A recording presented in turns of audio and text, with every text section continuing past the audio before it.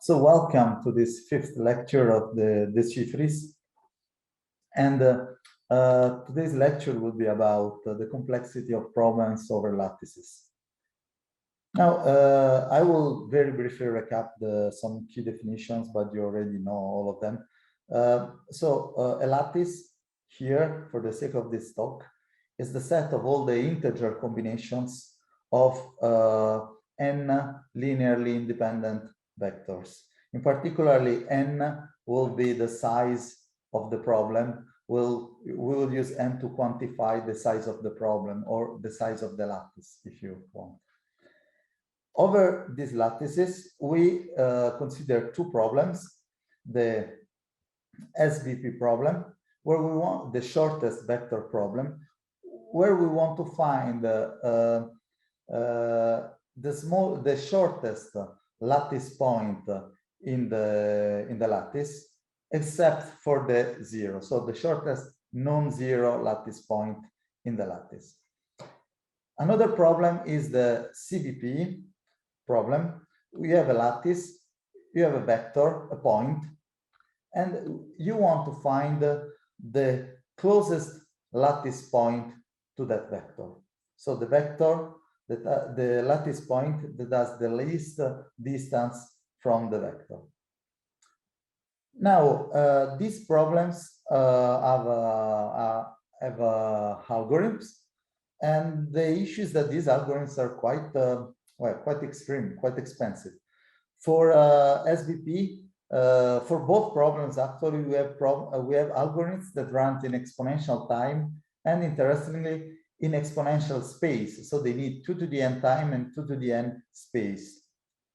If you want to get better, if you want to, for example, save on space, because exponential space is completely useless, if you want to reduce to polynomial space, the known algorithm even go to a super polynomial. Excuse me. Can I stop you? Yeah? There is a black bar on the top right of the screen. Oh yeah, is the Zoom. Okay, if you can move. Okay, great. Okay. Thank you very much, because it covers the title of the slide. Yeah, it's the Zoom panel that. Now it's perfect. And you should even now it covers the bottom left. So I'm okay. Now it's fine. Yeah. Okay. Yes, everything is out of the. Okay. Sure. Thank you. You can go on. I know thank you for letting me know. So as I say, if you want, you can reduce the space from exponential to polynomial, but they will cost even more than exponential time.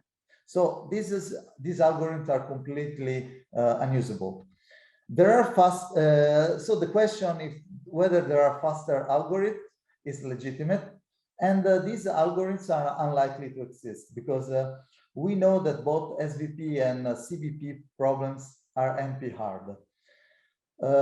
Now, the fact that they are NP-hard, I want to describe technically what it means. It means that they're difficult, but they're difficult in the worst case.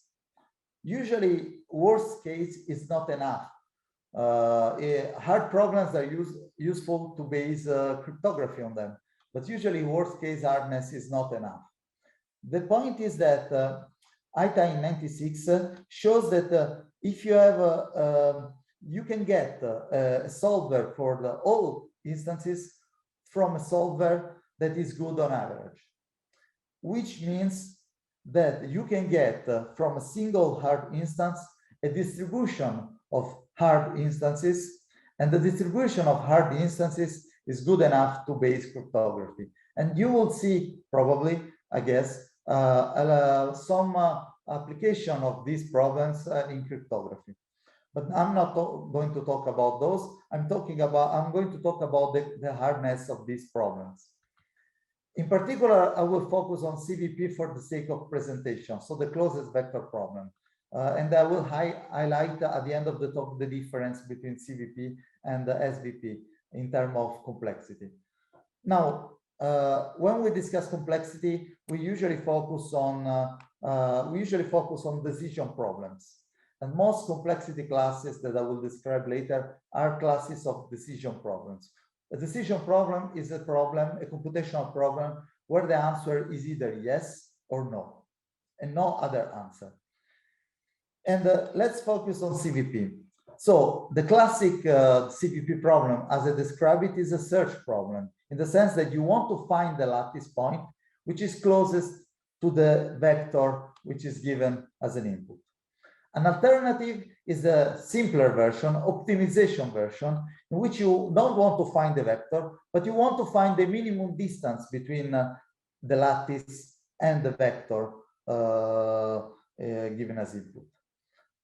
Another even simpler version, which is actually a decision problem, is given a threshold, D, to decide whether there is a lattice point at distance less than D, less or equal than D to the input vector.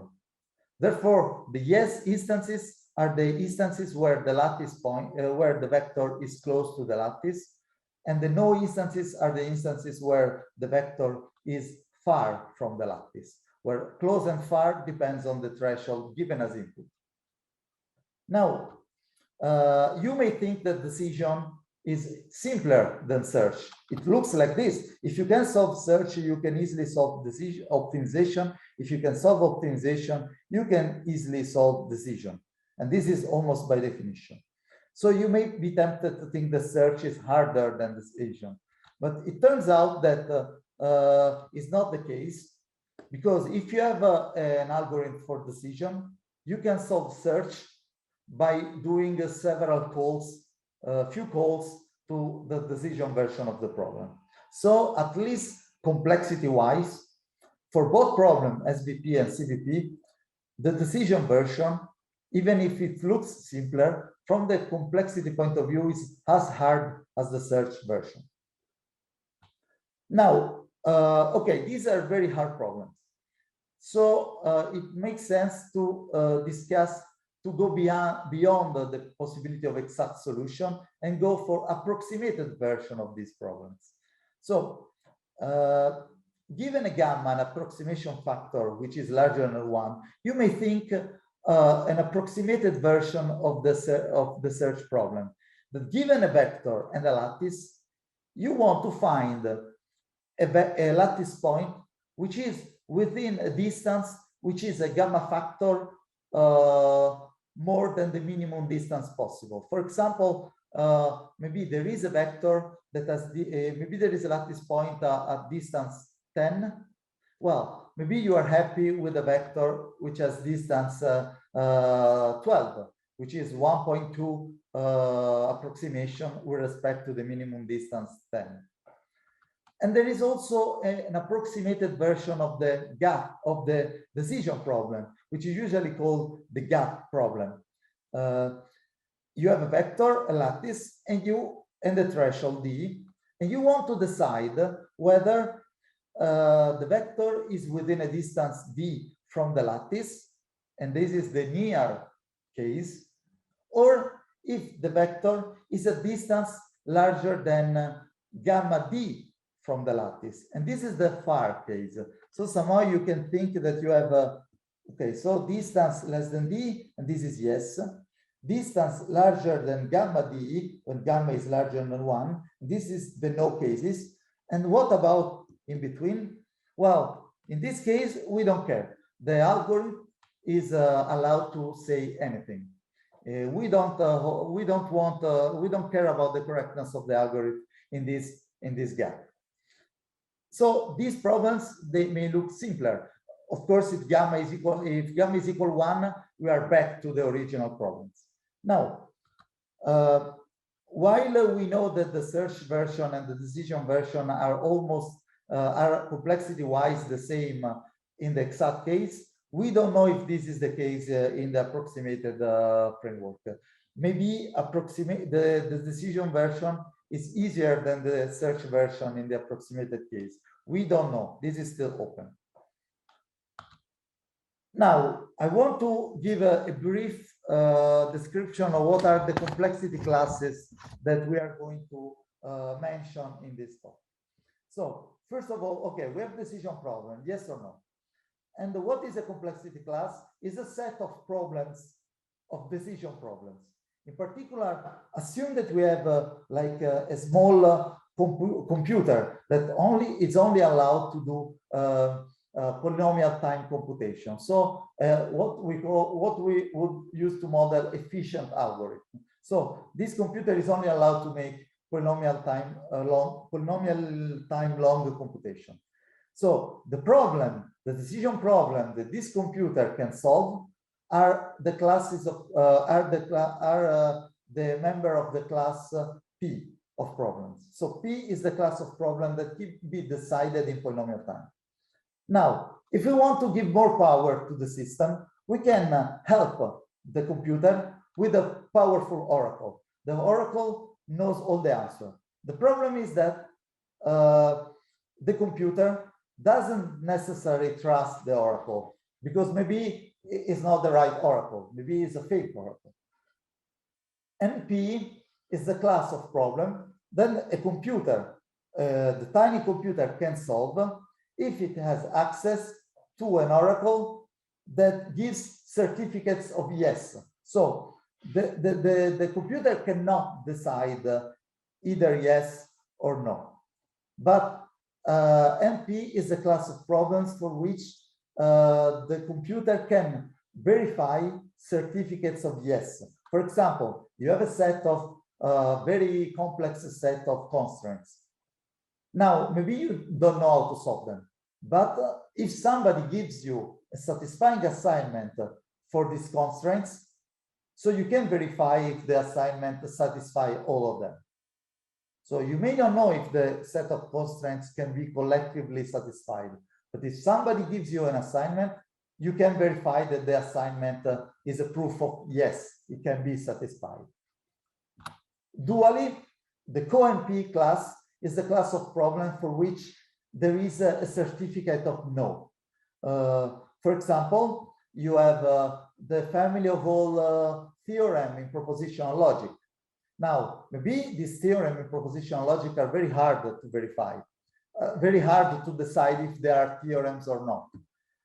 But if a sentence in propositional logic is not a theorem, it's easy to certify for an oracle, because an oracle can give you a falsifying assignment, showing you that the formula can be falsified and therefore is not a theorem, is not a propositional theorem.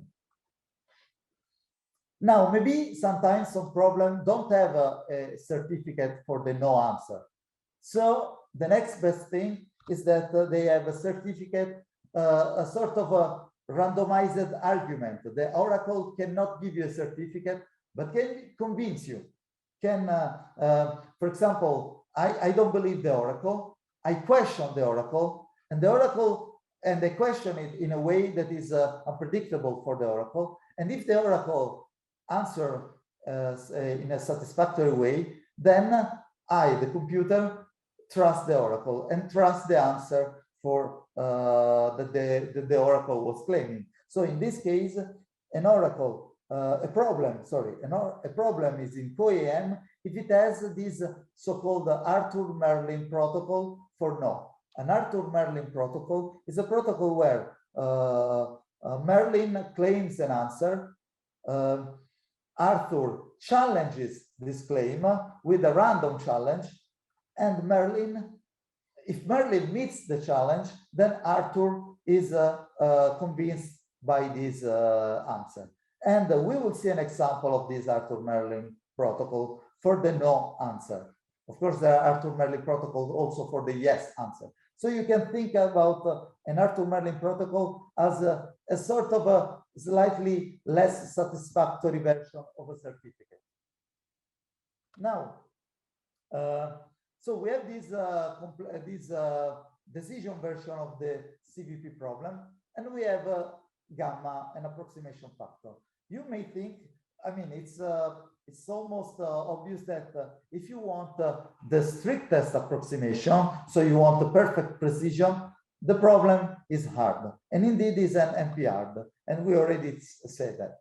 If you accept an approximation which is very far from being strict, like a 2 to the n approximation law, so an exponentially imprecise approximation, then the problem can be solved in polynomial time using, for example, Babai algorithm.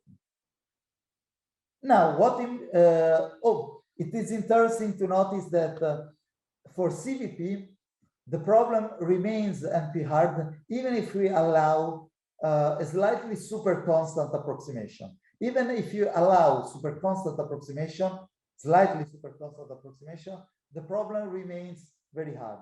This is not the case for SVP, or at least we don't know yet. Now, the very interesting part is in between. Okay, what happens if gamma is a polynomial in n?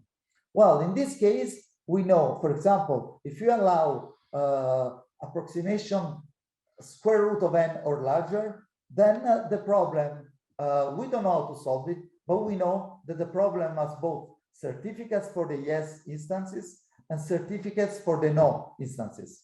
And this is very unlikely to be true for NPR problems. So we think that this problem is not NPR.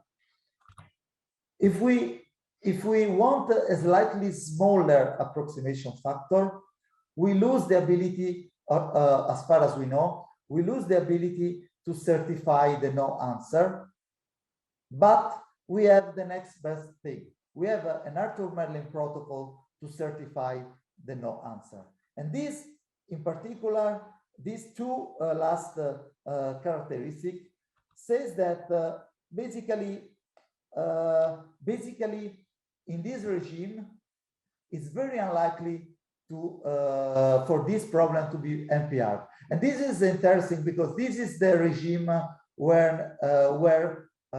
which is useful for cryptography. So you want to base cryptography for hard problems, but the regime in which we use this problem for cryptography, we don't know if it's NP-hard, and we don't think it is NP-hard. Now, just I want to recall, most of what we are going to discuss for the rest of the talk is this fact that in this regime, there is the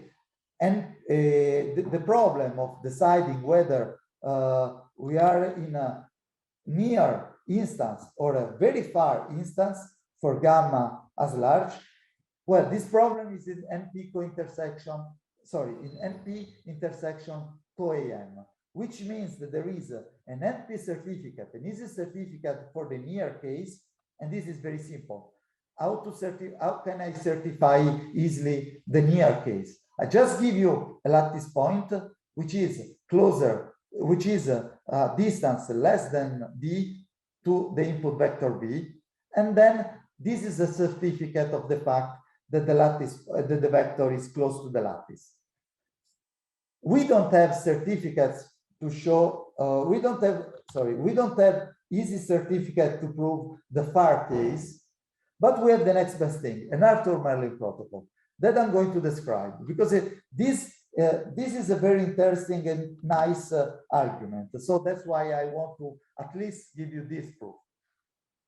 So we have the blue points, sorry.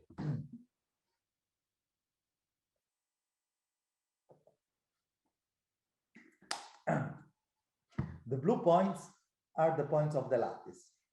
So this is the framework. We have a lattice and we have an input vector b, and the blue points are the points of the lattice. Now, if we want to study the distance between the lattice and the vector b, we can even study the distance between the lattice, the blue points, and a lot of copies of the vector b, which are just the translation, which is exactly the red point are simply the lattice translated by the vector b. So b plus the lattice are the red points, and the lattice are the blue points. Now, we want a protocol that claims, we want a protocol that convinces Arthur, the computer, that that there is a big distance between the vector and the lattice. So the protocol is the following. Okay, Merlin is claiming, the oracle Merlin is claiming that there is a huge distance between the vector and the lattice. Well, Arthur does the following. secretly samples one of two scenarios. It samples the blue scenario lattice or the vector scenario vector, which is red, with 50-50 probability. In the lattice scenario, it picks a random point within the vicinity of the lattice, of the blue points. In the vector scenario, it picks a random point in the vicinity of the red points, so the translated lattice, and then sends this point to Merlin. Now, if Merlin is able to guess which scenario was sampled by Arthur, then Arthur is convinced and accepts the answer of Merlin. So Arthur sends a random point in the plane. He chooses among the two distributions with 50-50 probability. If Merlin guess which distribution was used in this case, then then Arthur believes the answer, believes that Merlin is telling the truth. So is there any problem with the slides? Are we on the slides 13?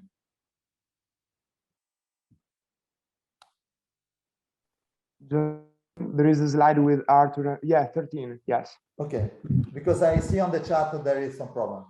Okay. Sorry if I interrupt. The problem is that the slides that are uploaded online are different from the ones that we see. Oh yeah, yeah. I did some yeah, because there was some mistakes and I wanted to fix it.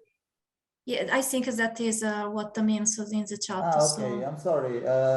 There were some typos, mistakes, and things that I changed to make the argument a bit better. We will update sorry, it. It's not a the slides. There is some differences, I guess.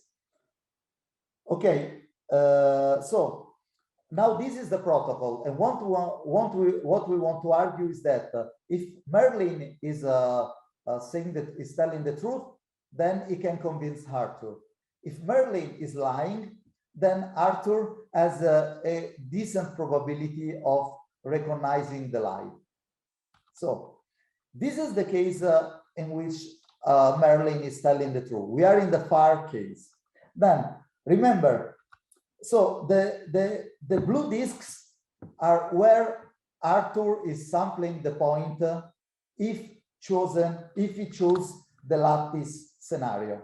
So it's choosing a random point close to the lattice, the blue points, and the radius is gamma d over 2. So this is the blue disks are where it's choosing the random point. If it decided to choose, if it sampled the vector scenario, it was going to use, it was going to sample a point in the red disks. Now, since the distance between the lattice points and the vector replicas, the red points, is more than gamma d, then these two spaces, these blue disks and the red disks, are two disjoint spaces.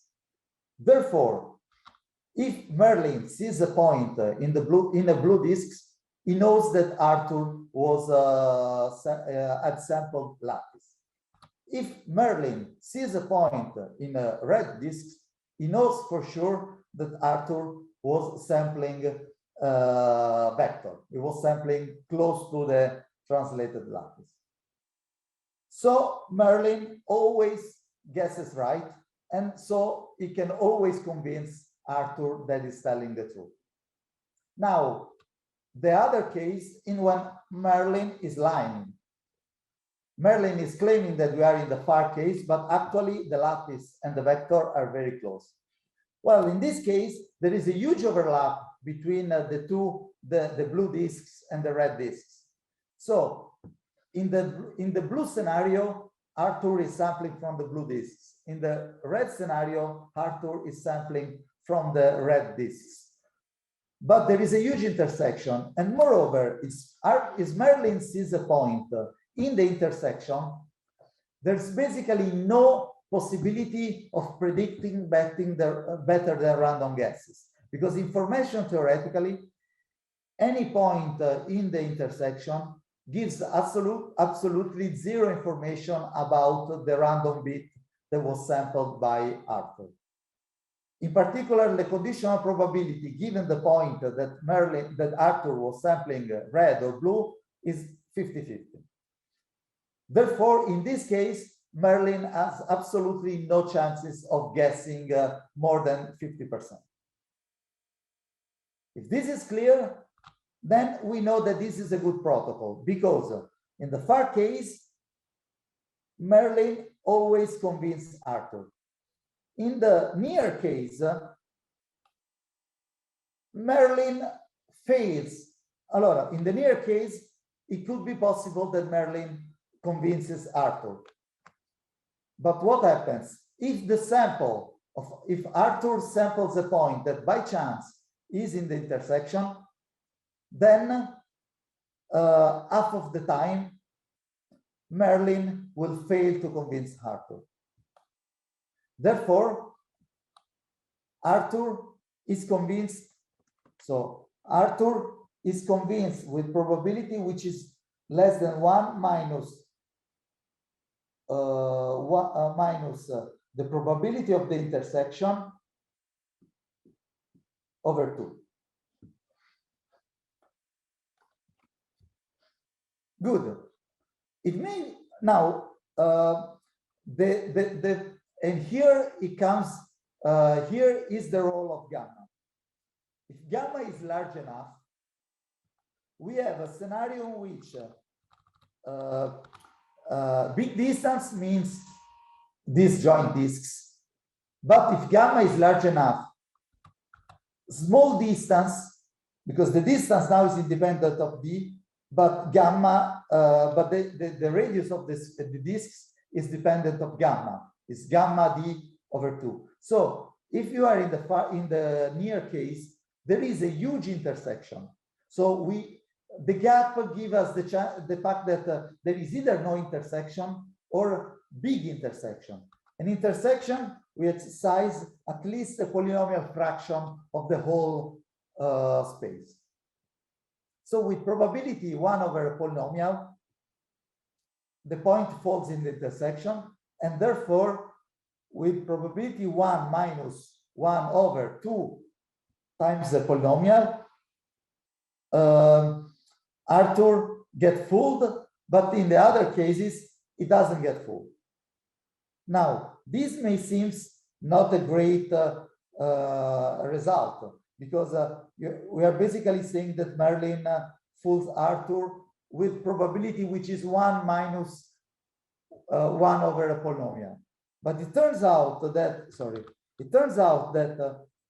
this protocol can be run in parallel with independent sample point, and the probability of fooling Arthur is the product of basically you fool Arthur if you fool Merlin fools Arthur if Merlin fools Arthur in all the games, in all the protocols.